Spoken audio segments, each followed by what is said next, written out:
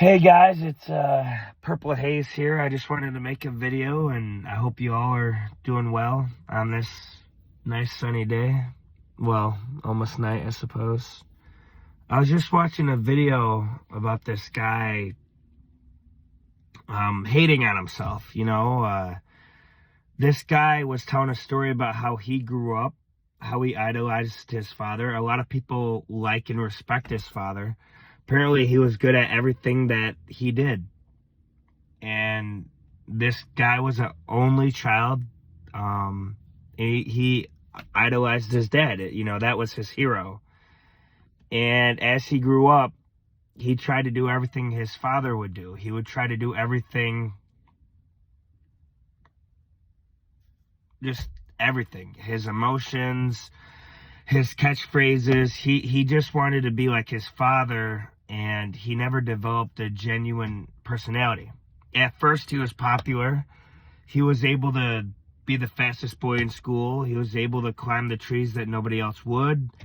But eventually, he got left behind. Eventually, all those kids grew up, and they were able to do the things that he did. They were able to surpass him. This kid eventually felt desperate enough that he decided to be a class clown. He was lonely. And when all these people realized that, they stopped talking to him, and he realized that they weren't his friends. They were just people that were impressed with him until he got surpassed. And since he didn't develop a genuine personality where he could talk to people and develop himself, develop his own skills, develop his own life, instead of trying to live through somebody else like his father, he eventually became a loner and became really depressed and would just stay in his room all day, and eventually he would stop going to school. God bless his parents. They were very nice, very loving. They didn't kick him out. Like, he wanted them to kick him out so it would validate his own low self-esteem. And to make it worse, he kind of looked like his dad, but he never became muscular like his dad. He didn't become as tall as his dad. And it all just crushed him.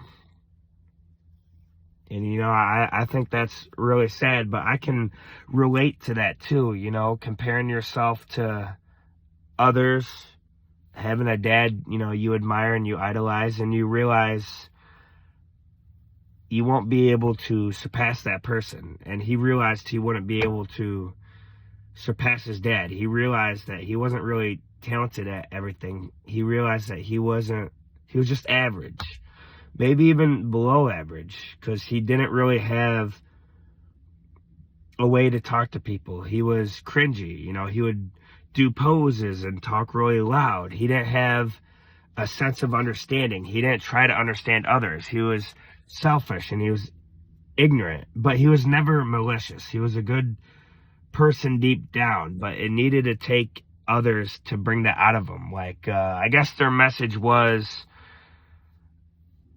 to him that it's okay to love yourself. It's okay to acknowledge your failures. It's okay to move past that. Your failures now don't always have to be who you remain. You're not supposed to be your parent. You're supposed to live your own life. There's people out there that they point out that have it worse. Not always the best way to put it, but it got the point across. He has 2 working arms, 2 working legs. The dude still has a long life to live. He was only 18. He could still go back to school. He could still find a girlfriend. He could still get friends. He could still do something with his life. He could still go to college. And it's not like the dude was suicidal, but he spent most of the days sleeping his life away. I can relate to that on the not loving yourself part. I know what it's like to not be tall, to be ugly, to be ignored, and made fun of. I know what it's like to have people point and laugh at you, call you names like retard, stupid. I know what it's like to think you're not talented at everything, because all you do is compare yourself to others, because that's all you been able to do because of how you've been treated. Eventually, you know, I manned up and, you know, started working and getting more life experience. And I know how to handle things like that now, but it took a long time until I was in adulthood to accept myself, not love myself, because I still struggle with that deeply, you know, like, do you deserve everything that you have? Did you deserve the way you were treated? You know, do you even want to live? You know, just fucking knowing how lonely and unloved you are. But I take solace in that fact, you know, because the less people there are to be around you, you won't be taken advantage as much. You won't be hurt as much. You won't be treated as shit as much. There are caveats to that, you know. It makes dating very hard. It makes having genuine friendships hard. You know, I've found a few genuine friends that have stuck around over the years. But most, when they get what they want from you, they move on. And, you know, I understand that. I don't know. The society is just very weird. You got to fit a certain mold. You got to fit a certain look. And if you go against that, you're kind of on the outside looking in. But, you know, I've learned to accept the life that I have. And I kind of molded my personality into that, you know. With the whole homeless thing for almost 3 years now, just paying off all my debts, you know, which all I got is my credit card left. I'm thinking of buying a house.